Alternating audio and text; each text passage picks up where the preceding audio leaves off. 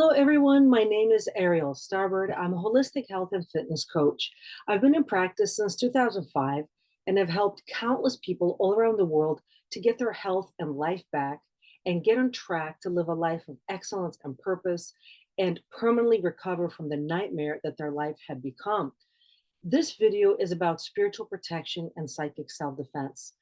I have done many things within the healing arts. I've done fitness, yoga, personal training, massage and body work, energy work, spiritual counseling, meditation, and a lot of other interesting stuff. But the most practical and useful of all the modalities that I have been trained in is shamanic energy healing.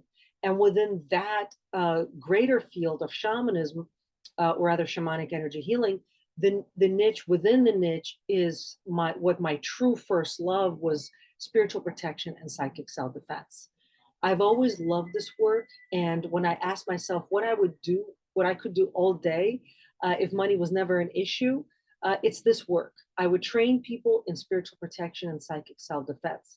I was a practitioner of it for very many years, and now I'm guided to train and teach more of it. I've taught it before, but now I'm guided to focus more on training rather than doing. But what is it? I've been doing it for so long. I sometimes forget that most people, it sounds scary. They don't understand it. They think maybe it's like magic or something. And sometimes when I try to explain it, I just get a blank stare. It's like trying to understand Aramaic, which is an ancient language. Maybe they think it's something religious, but I work in a non-religious way. It's non-denominational, it's spiritual, and it's rooted in shamanic energy medicine. Every major religion and all spiritual and mystical traditions of the world talk about positive and negative energy and positive and negative entities like angels and demons. So every religion has had something called exorcism as part of their regular ritual practices or as part of their routine medical practices. Ignore completely how Hollywood portrayed it in this famous movie, The Exorcist. It was kind of an interesting movie, but Hollywood always dramatizes or just plain lies about things. And so exorcism is what it technically is simply a form of cleansing, a way to cleanse your energy, soul, and body. And it usually involves a person being skilled in the work of exorcism, in the removal of negative energies and entities from a person, place, or thing. And that's it in a nutshell. Don't think of it like this big scary thing, like this horrible movie. And in the way that I work is also nonviolent. The movie The Exorcist portrayed it like an extremely violent act. There's really no violence involved at all. It's energy work, more like meditation. The health benefits of getting this work done for yourself are priceless and immeasurable. For most of my clients, it literally saves them. And they tell me that all the time, that it saved their life. I don't want to take the credit for it, though, or sound like I'm bragging, because it's not only me doing this. As they train in doing the work, they learn how to save themselves, how to heal themselves and coach themselves out of negative states of mind and negative states of emotion.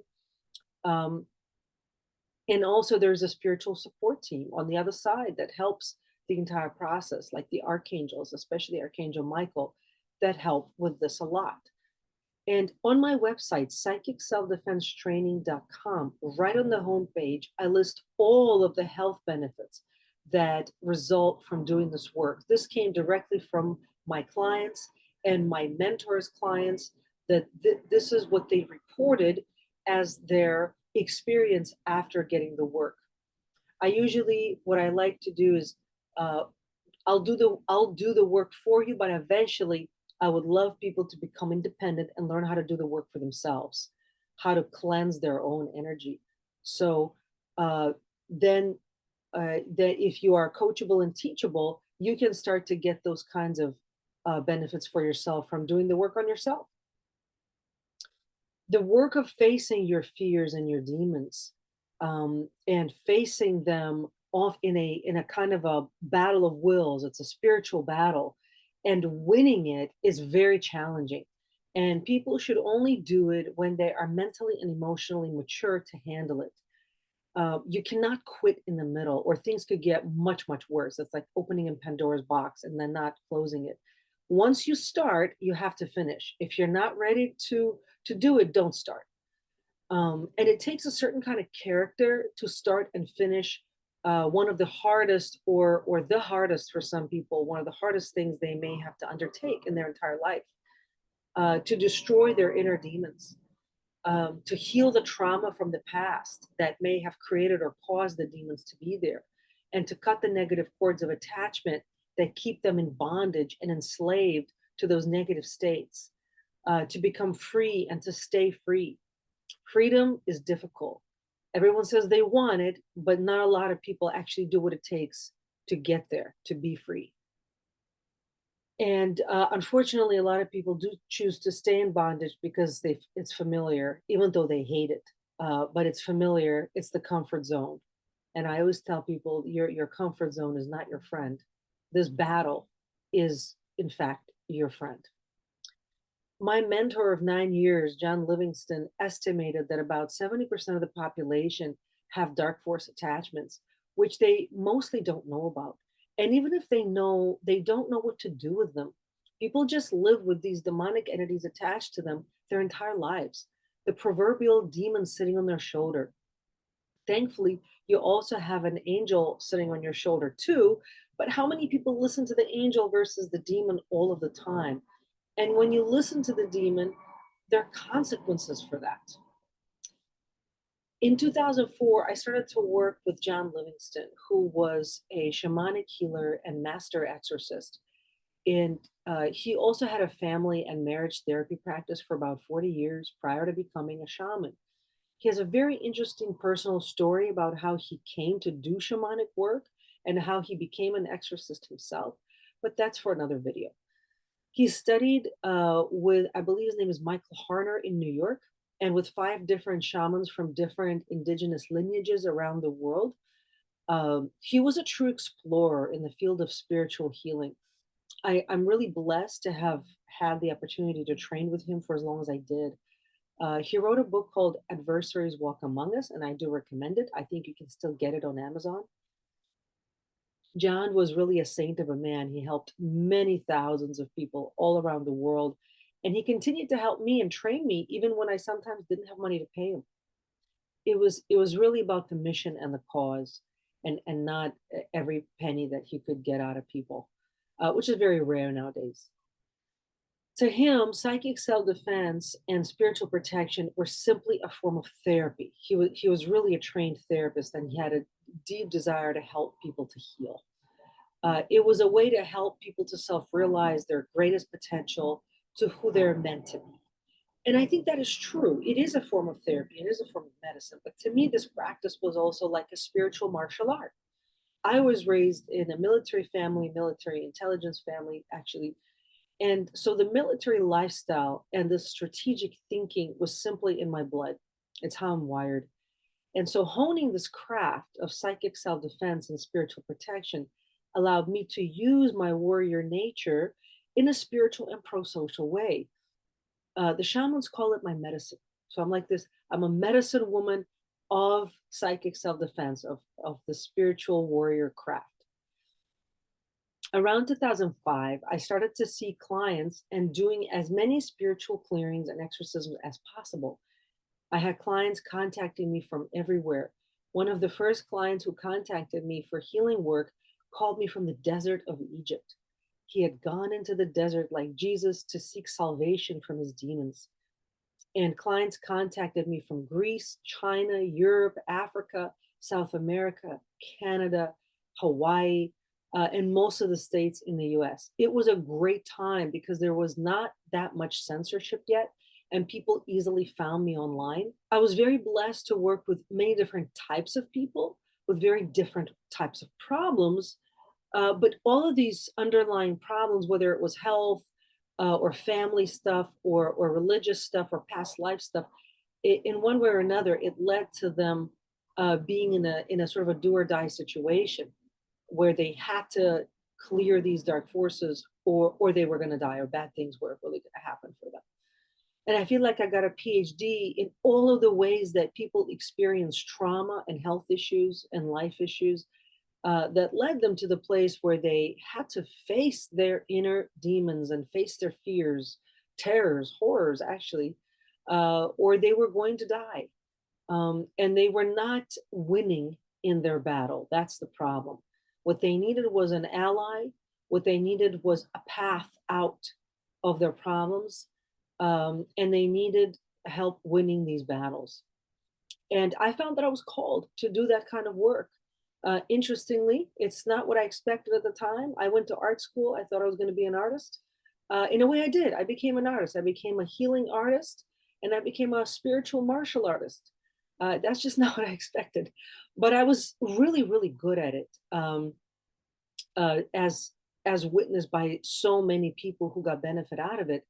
And you can see all the 5-star reviews on my website from the different people I worked with. At that time, I was really not focused on reviews. I helped a lot more people than I have reviews.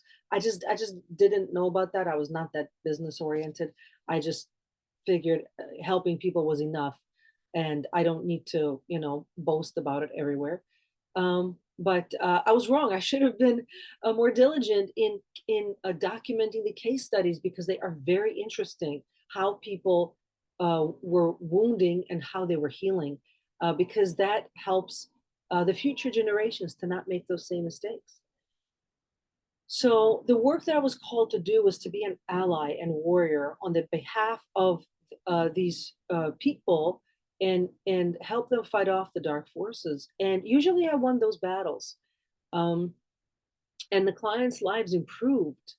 And in the course of working with my clients and studying their stories and creating solutions to their health challenges, that's when I really learned a lot about how physical health, mental health, emotional health, and spiritual health all tie together, and how to create total health or holistic health for a person. By the way, regardless of their background or social status or or what they do for work or male or female, there's some underlying blueprint to health that is true for everyone. Obviously, men and women are very different, but still, these tools work for men and women and children, and also houses and land. Um, and so all that experience led me on a journey to studying holistic medicine, as well as sports and nutrition medicine, because I always loved those things too. And I saw that people really were not understanding how those things were tying in, how important physical fitness and nutrition were to their spiritual health. They just didn't make the connections. And so I studied those things in depth and eventually creating a holistic health and fitness coaching program that addressed all of the areas of a person's life: spirit, soul, mind, and body. Because it's not possible to have a healthy spirit and a sick body, or a sick spirit and a healthy body. As above, so below. And so the totality of a person has to be healed and transformed when they have some sort of sickness. And having a demonic attachment, you could say it's a form of sickness. It's a spiritual dis-ease. Um, for a person to go from a broken, traumatized state to a healed state, everything has to be transformed. It's not like you just press a button and change one thing. Everything has to change. And so in these coaching programs, I guide people step by step, take them by the hand, and take them through the whole process of how to accomplish this transformation. And some people start in a very dark place, and some people are kind of okay, but they're not winning the battle. That's the important thing here. And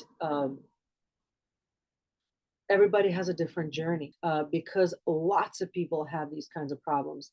They just don't announce it, but it's very, very common, and I've heard it all. I feel like it's like I worked in the ER and I've seen every type of horrible situation in a person's life imaginable, and help people to come out of those situations. So in the last 20 years or so, I've probably cleared over 30,000 entities off of people. That's just my estimate. It's very hard to estimate otherwise, because people can have anything between one and literally thousands of attachments. And sometimes their land or their house or their car also has attachments, and those have to be cleared. And farm animals, land, and things like that also can get it. Really, anything. Um, I clear anything: land, houses, offices, personal property, farm animals, and pets. Anything can get an attachment, and anything can get negative energy. And these tools work to clear any of those things. A question I sometimes get from other coaches is, why would you want to work with demonically possessed people? Why would you want to associate with someone like that? Well, first of all, I don't. It's not like I'm becoming their friend. I'm a healer. That's my job. It's like asking a doctor, why do you want to take on a patient who is sick? It's a little bit of a silly question. But the answer is simple. I'm called to do the work that my higher power has called me to do. My life was saved by this work by in working with John, and I feel blessed to pass on the medicine. I feel that I'm doing my Dharma.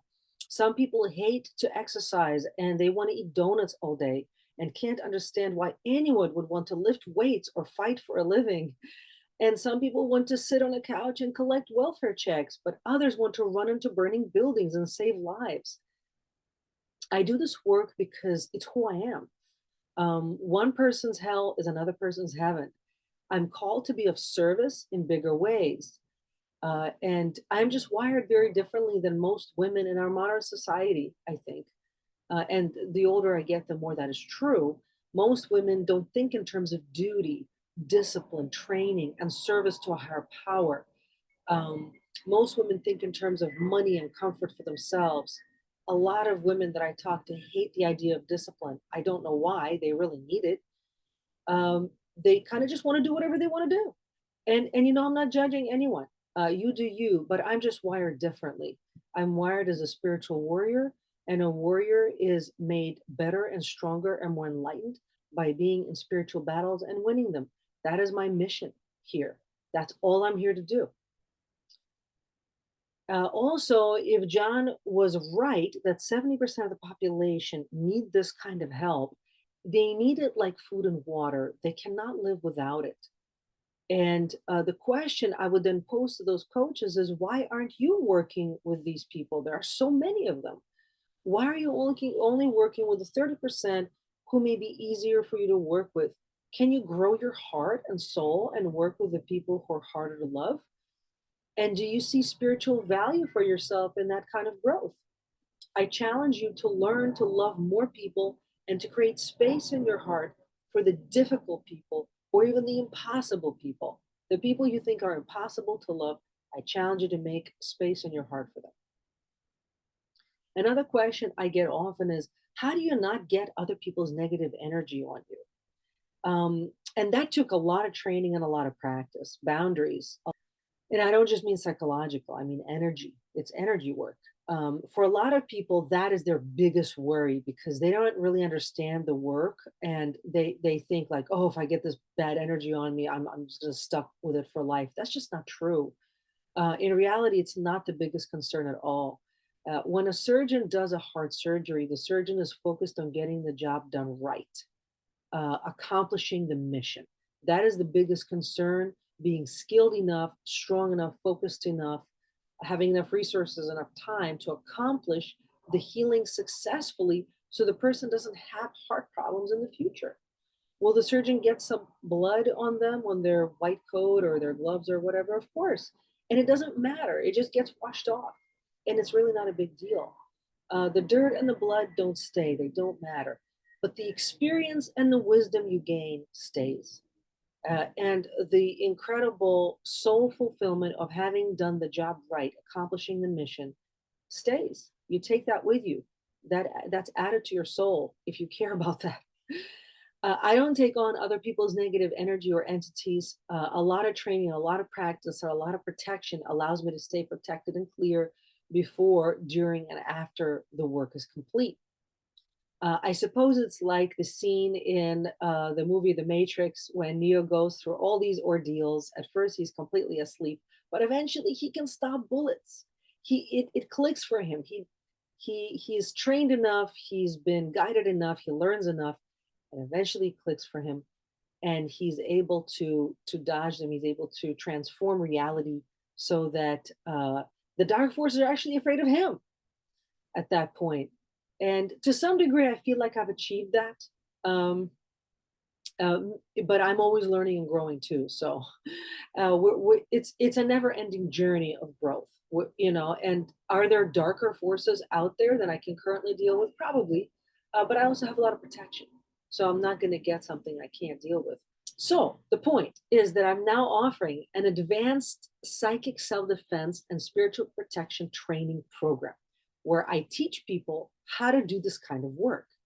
If you're a therapist, social worker, doctor, personal trainer, healer, body worker, like a massage therapist or acupuncturist, or you're a shaman, or you're psychic, and you currently see clients, this program may be for you. It will help you to help your clients and patients in more ways. It will also show you how to stay protected when you work with difficult clients or clients who have negative energies and entities. If you're a warrior in any branch of the military or law enforcement, or you're a martial artist, this may be right for you as well. If you've had trauma from the past that you incurred in your line of duty, this work will teach you how to heal your past trauma and PTSD. You will learn new dimensions of self defense that you may have not been very well aware of before, but they are very real and they do affect you in your work and life. And by knowing these tools and having these practices, it can save your life one day, just like a martial art can. If you'd like to join the program or if you'd like to learn more, please schedule your free 15-minute call on my site. Link for that is in the description. In the future, I'll make more videos on the topic of spiritual protection and psychic self-defense. I would love for you to ask me more questions about the work. Um, I know most people will have questions and comments.